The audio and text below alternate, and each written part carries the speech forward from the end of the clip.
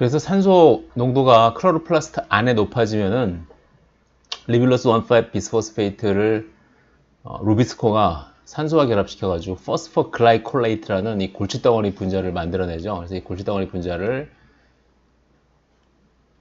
대사하기 위해서 이 포스포글라이콜레이트에서 포스페이트를 하나 떼어가지고 글라이콜레이트를 만든 후에 퍼럭스점이라고 H2O2를 만드는 세포의 소기관이에요.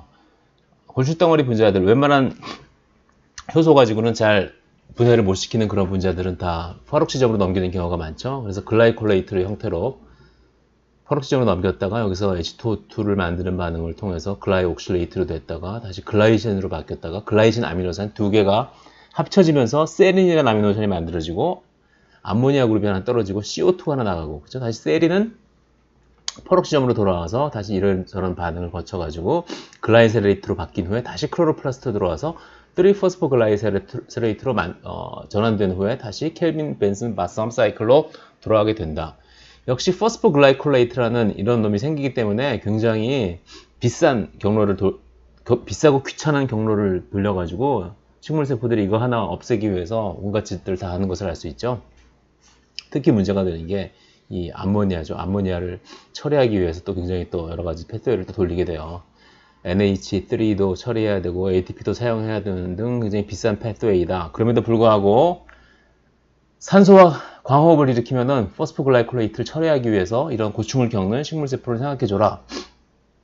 그런데 이런 글라이콜레이트 패스웨이를 사용하지 않고 좀 더 쉽게 이 광호흡 문제를 해결할 수 있는 방안을 식물들은 진화를 통해서 개발해냈어요. 그게 뭘까? 바로 C4 대사, C4 메타볼리즘이죠.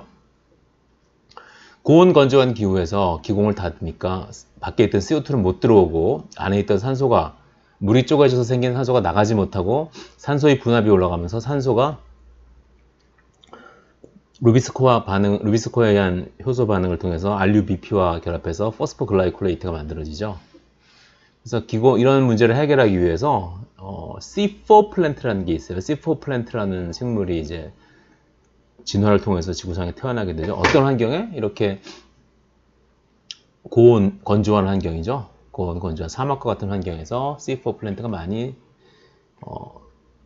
생겨나게 된다. 그래서 C4 플랜트가 고안해낸 방법은 루비스코, 산소를 잘못 집어넣는 엔자임인 루비스코를 CO2 농도가 높은 세포 안에만 멀리 가둬놓는 거죠. 그래서 O2 접근을 아예 근본적으로 막는 거예요. 그래서 루비스코가 산소와 반응을 할 확률을 줄이는 거죠. 그래서 이러한 식물을 C4 플랜트라고 불러요. 왜 C4 플랜트냐? 탄소 4개짜리 옥살로 아세테이트가 처음으로 생기거든요. 뭐랑? CO2가 고정될 때 CO2가 기존의 다른 식물들처럼 RUBP와 결합해가지고 탄소 3개짜리 3포스포글라이세레이트가 생기는 것이 아니고 CO2가 탄소 3개짜리 우리 유명한 분자인 이놀 파이루베이트와 결합해서 C4 탄소 4개짜리인 옥살로 아세테이트가 생겨서 우리가 C4라고 불러요. 반면에 C3 플랜트들은 지금까지 배웠듯이 탄소 3개짜리인 3포스포글라이세레이트가 생기게 되죠.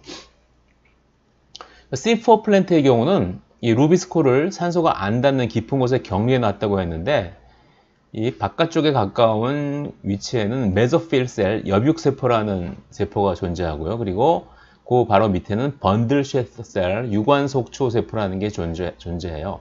바깥쪽에 산소에 노출되기 쉬운 쪽, 그리고 CO2, 기공에 가까운 쪽에는 메소필 셀, 여육세포가 있는데 얘네들은 루비스코를 가지고 있지 않아서 광호흡을 발생시키지 않아요. 설마 여기 산소가 있다고 하더라도.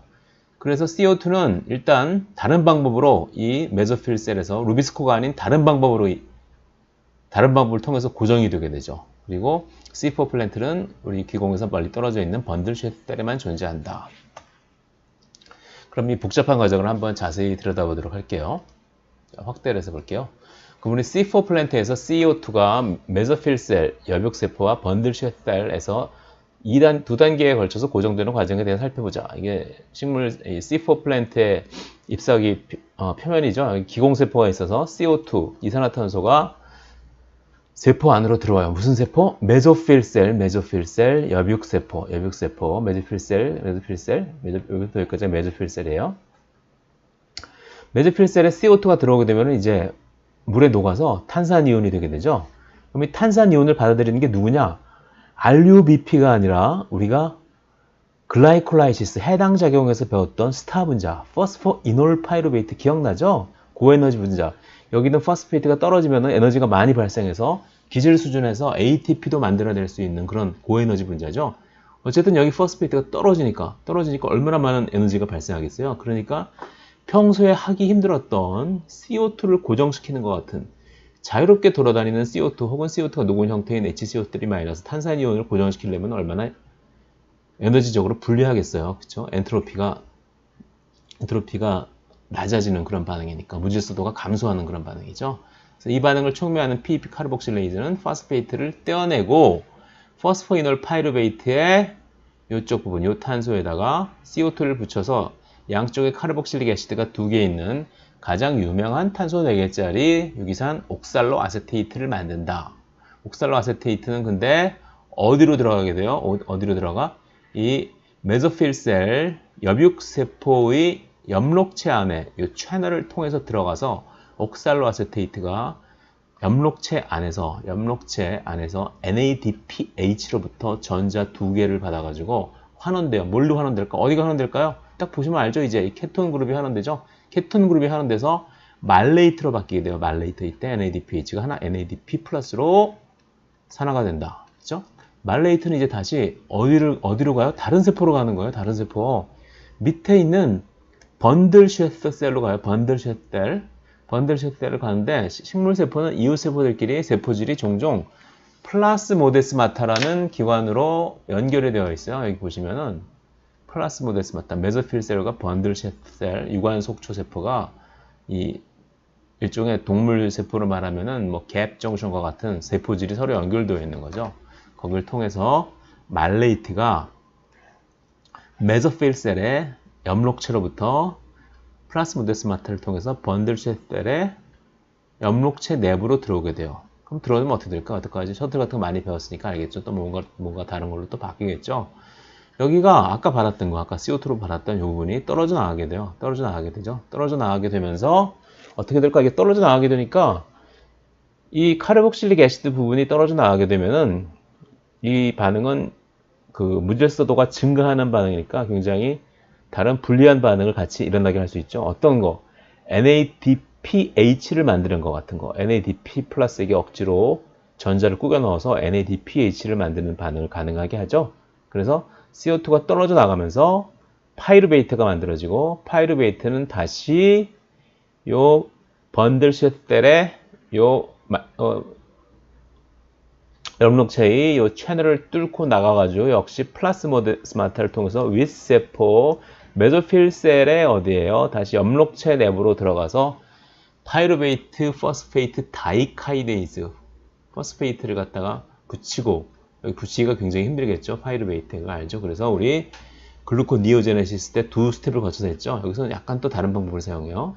ATP를 한 번 ADP로 분해하고 AMP로 분해하고 AMP가 또 포스페이트가 떨어지면 이때는 에너지가 좀 더 많이 발생하겠죠. 그래서 파이루베이트 포스파테이즈 다이카이네이즈라는 엔자임을 통해서 얘를 파이루베이트를 포스포이놀 파이루베이트로 만들어요. 그럼 이 사이클이 다시 뱅뱅 돌게 되죠. 자, 그래서 여기서 나온 CO2는 어떻게 되냐? 이 번들쉐셀 유관속초세포 안에는 루비스코가 있죠. 여기 위에 있는 메소필셀은 없지만 CO2 농도가 여기 높아지니까 루비스코가 다시 신나게 리뷸로스 1,5-비스포스페이트와 CO2를 결합시켜서 3-포스포글라이세레이트를 만들어내게 되죠. 그래서 켈빈 사이클을 다시 돌리게 되죠. 하지만 이 중요한 문제는 여기는 이 기공으로부터 멀기 때문에 산소가 여기까지 못 들어온다는 거죠. 그래서 이 번들쉐셀에 있는 루비스코는 산소를 잘못 집어넣을 걱정 없이 열심히 CO2만 집어넣는 생활을 하면 된다는 거죠. 번들쉐셀 엽록체 안에 CO2 농도가 말레이트에서 나오는 CO2 때문에 계속 높아져서 말레이트에서 CO2가 떨어져 나가죠. 루비스코가 O2는 신경 안 쓰고 CO2만 계속 고정한다. 그래서 여기서 포스포글라이세레이트, 이 켈빈 벤슨 바썸 사이클을 통해서 나오는 삼탄당들은 요 세포질 밖으로 나와서 수크로우즈를 합성돼서 앞에 나왔죠. 자세한 설명 생략한다. 그리고 수크로우즈가 물관 치관을 타고 식물의 다른 바디의 다른 쪽으로 옮겨지게 되는 거죠. 다른 조직으로.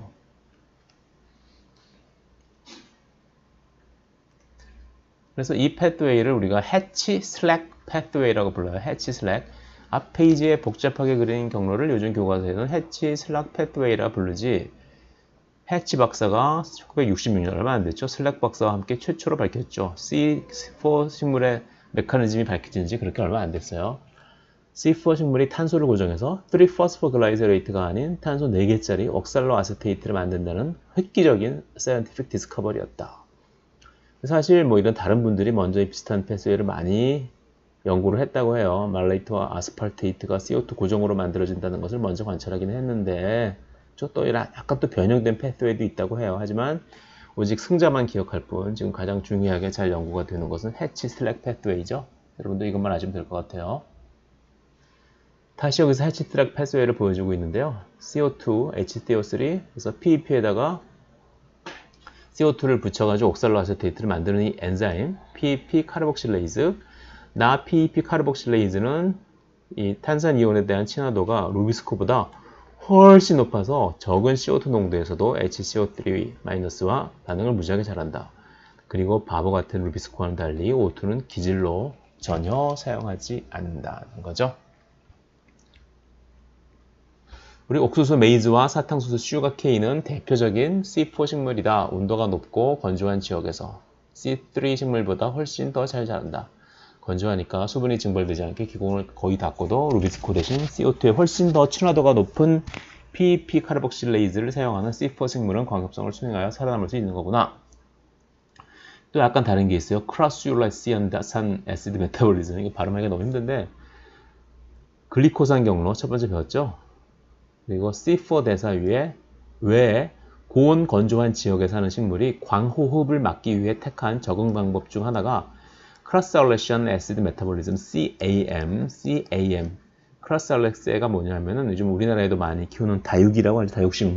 다육식물이 속하는 그런 식물 분류군이에요. 우리 선인장 같은 것도 역시 여기 캠 식물에 속하죠. 요걸 캠 식물, 요 크루스알라세를 요 애시드 메타볼리즘을 갖다가 수행하는 식물을 우리가 캠 식물이라고 불러요.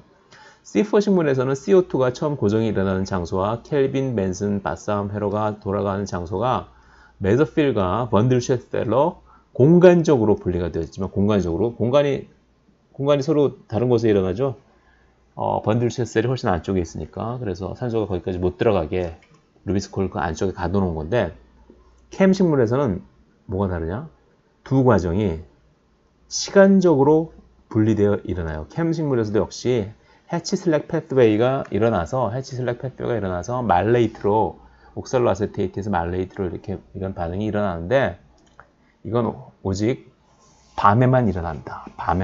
밤에는 상대적으로 좀 시원하고 습도도 높으니까 이렇게 말릴 일이 없겠죠. 기공으로 산소를 뺏길 일이 수증기를 뺏길 일이 없으니까 기공을 좀 열어놔도 되는 거예요. 열어놔도 되니까 그때는 밖에 있는 CO2가 들어올 수 있죠. 그래서 CO2를 들어보내가지고 해치 슬랙 패스웨이를 통해서 말레이트를 만들고 말레이트를 다시 파이루베이트로 해서 CO2를 갖다가 유리시켜가지고 낮에는 수분이 증발하면 안 되니까 기공을 딱 닫고 이때는 여기서 루비스코가 켈빈 맨슨 바싸움 사이클을 돌려가지고 탄수화물을 만드는 거죠. 그래서 캠 식물에서는 이 두 가지 대사 과정이 시간적으로 분리되어 있다. 그 차이를 알아두시면 될 것 같아요.